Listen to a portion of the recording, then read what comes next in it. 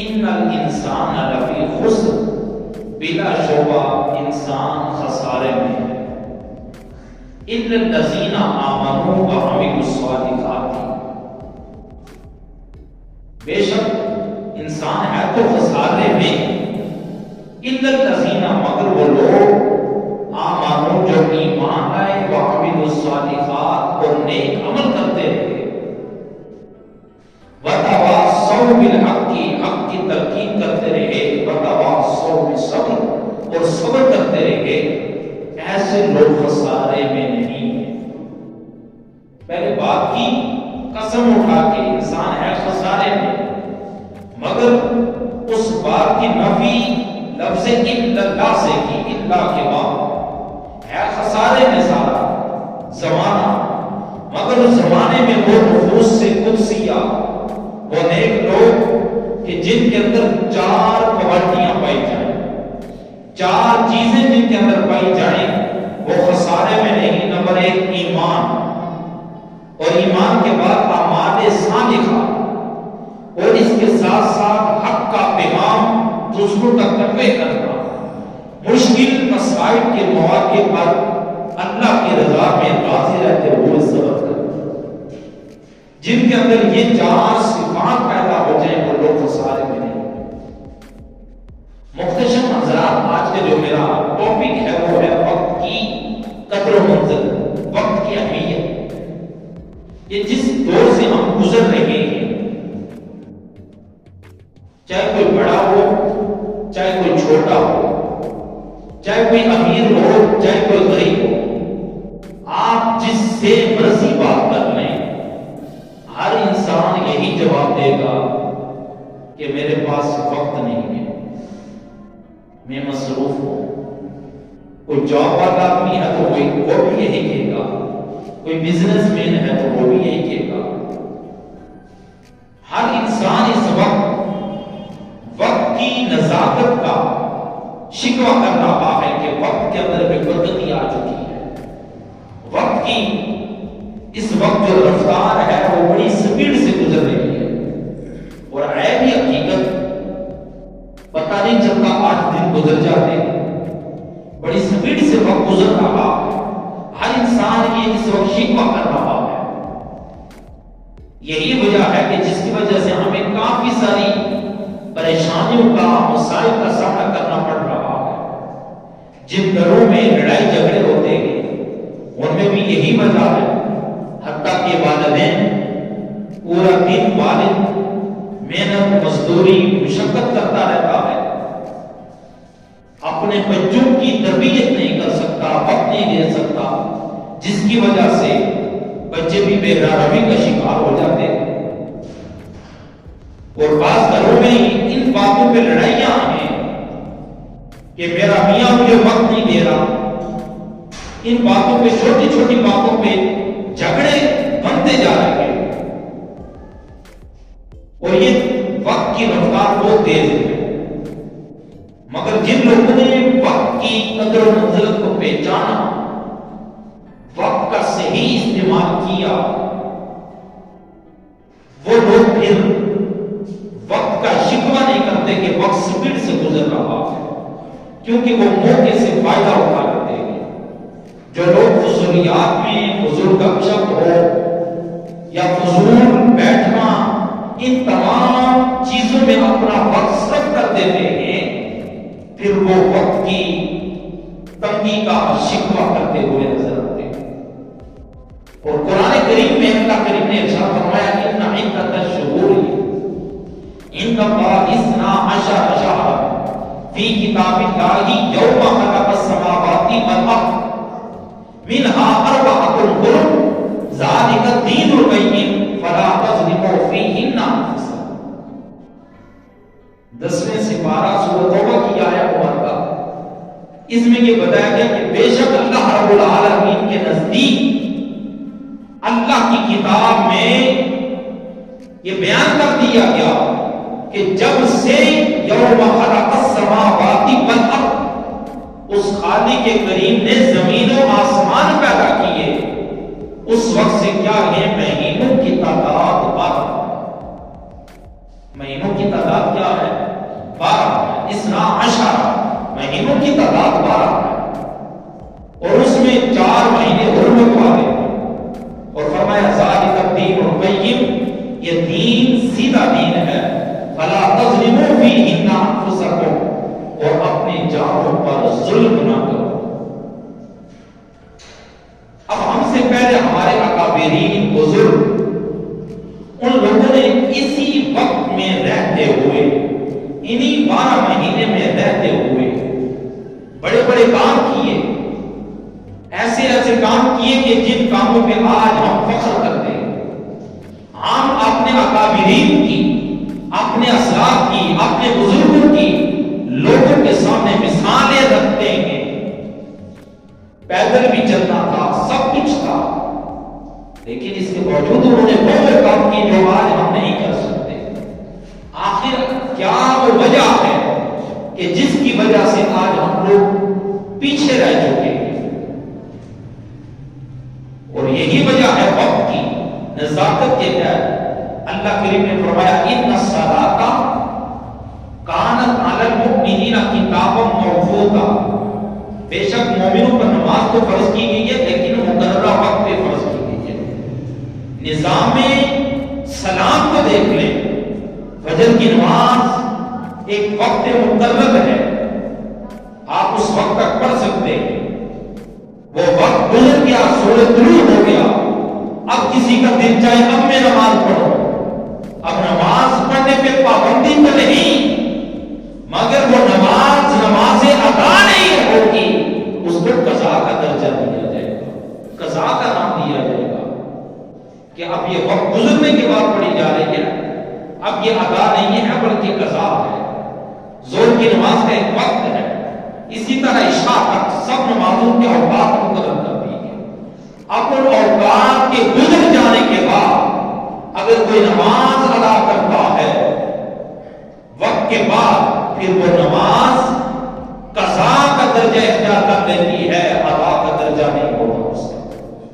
اسی طرح آپ روزوں کو دیکھ لیں. آج کوئی اٹھ کے یہ کہہ لے جی میرا دل ہے کہ میں روزے رکھوں، دن بھی چھوٹے ہیں، پیاس بھی نہیں لگتی، بڑا آسان ہے آج کل روزے رکھنا.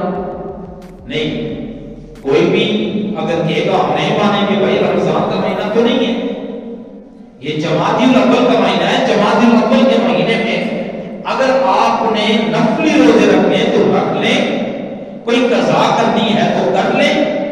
آپ کی طبیعت کے مطابق، آپ کی منشا کے مطابق آپ اس مہینے میں اب فرض روزے نہیں رکھ سکتے. پتہ چل گیا کہ اللہ کریم نے جو عبادات کا ایک پورا ٹائم ٹیبل بنا دیا، اس میں بھی وقت کی قید کو روزے خاطر رکھا ہے. اور اسی طرح زکات کو اگر لے لیں، اس کے لیے بھی شرط ہے، اولان اور یعنی سال کے گزر جانے کے بعد آپ زکات دیں گے. زکات سال کے بعد فرض ہوتی ہے. اب یہ نہیں کہ جب جس کا دل چاہے وہ دیتا رہے. اسی طرح حج، آج کسی کا دل کرے کہ جی میں حج کراؤں، آج حج تو نہیں ہوگا. گویا کہ جتنا بھی یہ نظام عبادات ہے اس میں بھی ہمیں وقت کی قدر و منزلت کا پتہ چلتا ہے کہ ہم نے اپنا وقت کس انداز سے گزارنا ہے. تو امام الانبیاء صلی اللہ علیہ وآلہ وسلم کے غلاموں آقا کریم صلی اللہ علیہ وآلہ وسلم نے یہ دعا مانگی، اللہم لأمتی فی بکورہا، اے میرے مالک کریم میری امت کے لیے صبح کے وقت میں تو برکت پیدا فرما.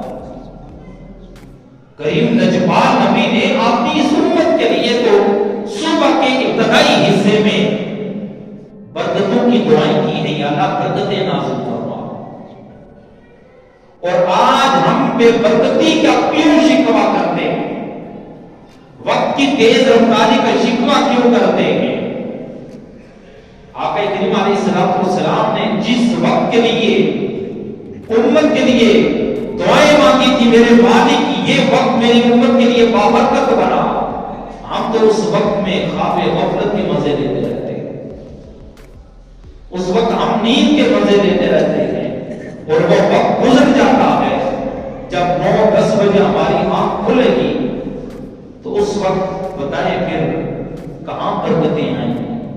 نہ وقت کے اندر برکت، نہ پیسے کے اندر برکت، نہ صحت کے اندر برکت، ہر چیز سے برکت اٹھا دی جاتی ہے۔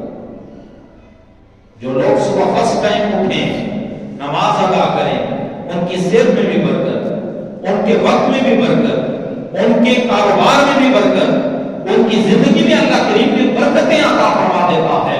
اور برکتیں کیوں پیدا فرماتا ہے؟ کہ حضور نے اپنی امت کے لیے اس وقت کے حصے میں برکت مانگی تھی، یا اللہ میری امت کے لیے اس وقت میں برکتیں عطا۔ اور یہی وجہ ہے کہ خالق کریم صبح کے وقت اس کی طرف سے تو یہ ندائیں دی جاتی ہیں رات کے پچھلے پہر میں کہ کوئی معافی مانگنے والا ہو معافی مانگے، کوئی رزق کا طالب ہو تو رزق مانگے، کوئی کسی بھی حاجت کا سوال کرنے والا ہو آئے میری بارگاہ میں، پلٹ آئے آ کے وہ سوال کرے، میں اس کو عطا کر دوں گا، میں تو اس کو عطا کر دوں گا۔ اور ہم اس وقت ان برکتوں سے، ان نعمتوں سے، ان قبولیت کی گھڑیوں سے محروم رہ جاتے ہیں۔ اور آقا کریم صلی اللہ علیہ وسلم نے ارشاد فرمایا کہ 5 چیزوں سے پہلے 5 چیزوں کو غنیمت جانیں۔ کتنی چیزوں کو؟ 5 چیزوں سے پہلے 5 چیزوں کو غنیمت جانیں۔ نمبر 1 ارشاد فرمایا اپنی صحت کو بیماری آنے سے پہلے غنیمت جانیں۔ اللہ، آج اللہ کریم نے ہمیں صحت عطا کر رکھی ہے، ہم کھڑے ہو کر حالت قیام میں سیدھے کھڑے ہو کر نماز ادا کر سکتے ہیں۔ کتنے ہمارے بزرگ ہیں کہ وہ سیدھے کھڑے نہیں ہو سکتے، یا سجدہ نہیں دے سکتے، یا رکوع نہیں کر سکتے، یا تشہد کی صورت میں سے بیٹھ نہیں سکتے، پھر وہ کرسی کا سہارا لیتے ہیں۔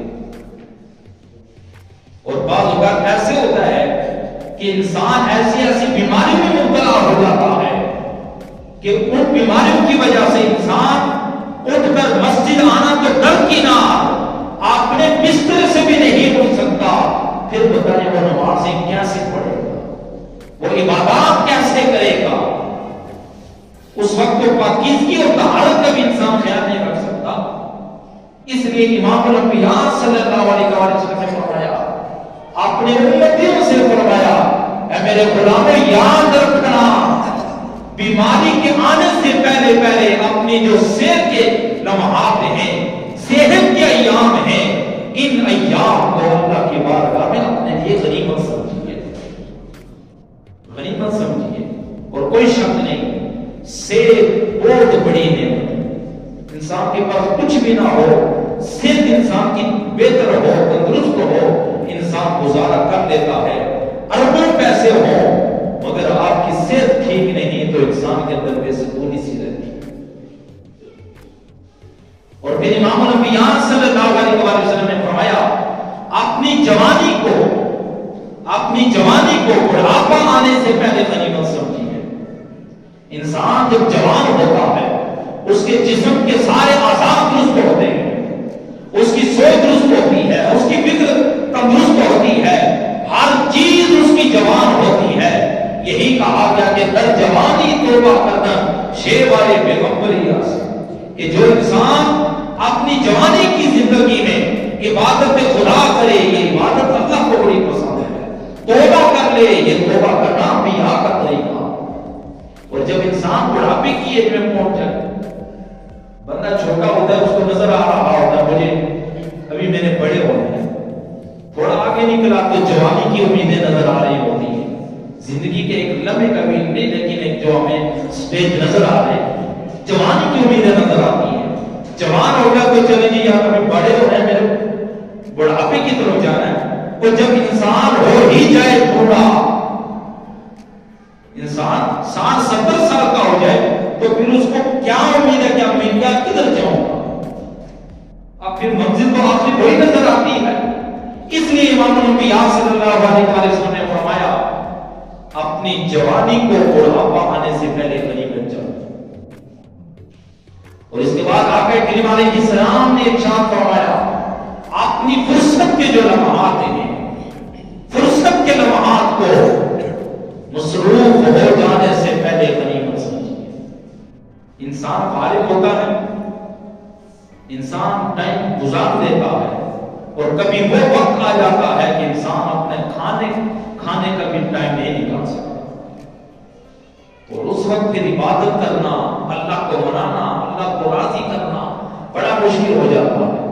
فرمایا اس لیے اپنے فارغ وقت کو مصروف ہو جانے سے پہلے غنیمت سمجھیے۔ اور اس کے بعد آقا کریم علیہ السلام نے ارشاد فرمایا اپنی مالداری کو فقیری آ جانے سے پہلے، غربت آ جانے سے پہلے اس کو بھی غنیمت سمجھیے۔ آج اللہ کریم نے اگر مال و دولت عطا کر رکھا ہے، نعمتیں عطا کر رکھی ہیں، وَتِلْكَ الْأَيَّامُ نُدَاوِلُهَا بَيْنَ النَّاسِ، یہ دنوں کی گردش ہوتی ہے، پھرتی رہتی ہے، کبھی انسان امیر، کبھی غریب، کبھی فقیر، کبھی وزیر، یہ تو حالات بدلتے رہتے ہیں۔ اس لیے آقا کریم علیہ السلام نے ارشاد فرمایا اپنی امیری کو، اپنی مال و دولت کو فقیری آنے سے پہلے غنیمت سمجھیے۔ کہیں ایسا نہ ہو کہ آج امیری میں اللہ پہ بھولے رہیں، آج اللہ یہ پیسے دے رکھے ہیں، اللہ کے راستے میں نہ دیں، اللہ تعالیٰ کے بندوں میں خرچ نہ کریں، اللہ تعالیٰ کے جو نیک کام ہیں، اس کے نیک راستے ہیں، ان میں نہ دیں۔ آج پیسہ ہم سنبھال کے رکھتے رہیں، شاید وہ وقت آ جائے یہ پیسہ ہمارا ضائع ہو جائے، غربت آ کے ڈیرے جما لے، اور اس وقت سوچیں کاش اب ہمارے پاس کچھ ہوتا، ہم رائے خدا میں دیتے، اس وقت پھر کاش ہی رہ جاتا۔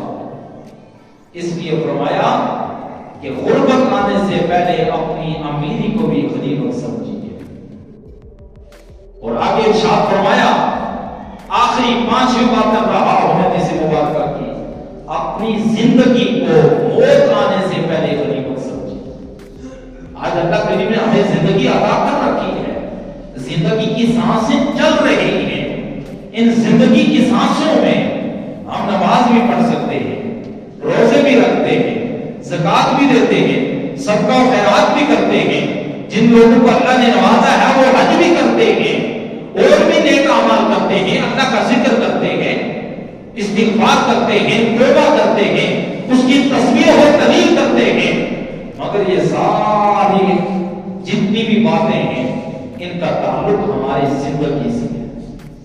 زندگی ہے تو سب کچھ ہو رہا ہے، اگر موت آ گئی سب کچھ ختم، پھر موت اتنا لمحہ بھی، اتنا ٹائم بھی نہیں دیتی کہ اگر کوئی انسان گاڑی چلا رہا ہے روڈ کے درمیان میں ہے ذرا سائڈ پہ کر لے، اتنا بھی موقع نہیں ملتا۔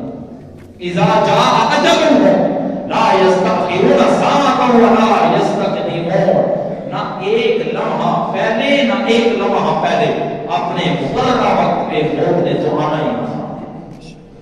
اس لیے آقا کریم علیہ السلام نے ارشاد فرمایا کہ اپنی زندگی کو موت آنے سے پہلے غنیمت سمجھیے۔ اس غنیمت کے لمحات میں، غنیمت کے دنوں میں اپنے رب کو راضی وقت کا تعین سمجھ کر اور اس کی صحیح مینجمنٹ کر کے اپنا وقت صحیح انداز میں گزاریں۔ اور آقا کریم علیہ السلام نے حدیث مبارکہ دوسری آپ کے سامنے رکھا، ارشاد فرمایا کہ جب قیامت کا دن ہوگا، قیامت کے دن کوئی بھی انسان اس وقت تک اپنے قدم نہیں ہلا سکے گا اللہ کی بارگاہ سے جب تک وہ ان سوالات کے جوابات نہ دے۔ وہ سوالات کیا ہیں؟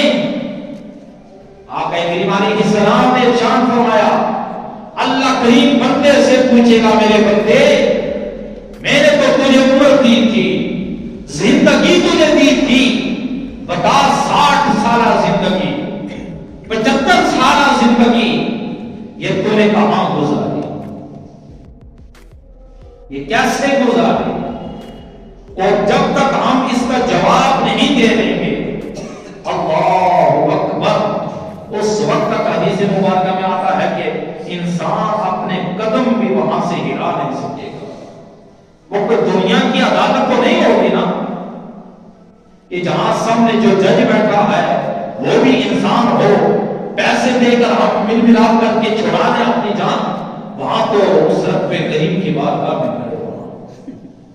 اللہ, تو وہاں ہمیں یہ پوچھا جائے گا بندے بتا 60 سالہ 100 سالہ 50 سالہ زندگی گزاری تو تو نے کیسے گزاری؟ آج میرے سامنے کھڑے ہو کر ذرا جواب تو دے دے. ہم کیا جواب دیں گے؟ دوسرا سوال کیا جائے گا, اے میرے بندے میں نے تجھے مال و دولت سے نوازا تھا, میں نے تجھے دولت بھی دی, امیری بھی دی, سب کچھ دیا. ذرا آج میرے سامنے کھڑے ہو کر یہ بھی بتا کہ تو نے کہاں سے کمایا, کیسے کمایا, کہاں لگایا, کہاں خرچ کیا؟ اور اس وقت ہم کیا جواب دیں گے؟ میرے مالک ہم نے رشوت دی تھی, ہمیں تو پیسے دیے گئے تھے گلیاں بنانے کے لیے, ہمیں تو پیسے ملے تھے کہ بجلی کے منصوبے لگانے کے لیے, مگر وہ ہم نے اپنی دوزخ بھر دی. ہم نے ایسے کمایا تھا اور اس کو فلاں فلاں جگہ پہ جا کے لوگوں کا پیسہ فلاں فلاں جگہ پہ انویسٹمنٹ کیا, وہاں لگایا. کیا جواب دیں گے؟ اللہ کریم کی بارگاہ میں اس چیزوں کا حساب دینا. مگر وہ لوگ خوش نصیب ہیں, خوش بخت ہیں, اپنے مقدر پہ اللہ تعالیٰ کا شکر ادا کریں جن کو میرا مالک مال و دولت عطا کرتا ہے. وہ مال و دولت مل جانے کے بعد اس کو اللہ تعالیٰ کے راستے میں خرچ کرتے ہیں, غریبوں کی مدد کرتے ہیں, اللہ تعالیٰ کے گھروں کی تعمیر و ترقی کے لیے دیتے ہیں, علماء اور حفاظ کی خدمت کرتے ہیں, نیک کاموں میں خرچ کرتے ہیں. ایسے لوگ اللہ تعالیٰ کا شکر ادا کرے, میرے مالک تو نے ہمیں یہ دل عطا کیا ہے, تو نے مال بھی دیا اور مال دینے کے بعد وہ خوبصورت تو نے ہمیں جذبہ دیا, دل دیا کہ جس دل میں یہ خیالات آ جاتے ہیں, یہ سوچ آ ہی جاتی ہے, میرے مالک تیرا ہی عطا کرتا ہے, تیرے راستے میں دے رہا ہوں. نہ جانے کتنے ایسے لوگ ہیں جن پر میں نے بڑا مال دیا ہوتا ہے مگر پھر وہ نیک کاموں میں نہیں خرچ کرتے, وہ شیاطینی جو کام ہوتے ہیں ان معاملات میں وہ خرچ کر دیتے ہیں. اور اللہ کریم فرماتا ہے جو فضول خرچی کرے وہ مجھے پسند نہیں. اور اس کے بعد پھر سوال کیا جائے گا, اے میرے بندے میں نے تو تجھے جسم دیا, بتا اس جسم کو تو نے کہاں خرچ کیا؟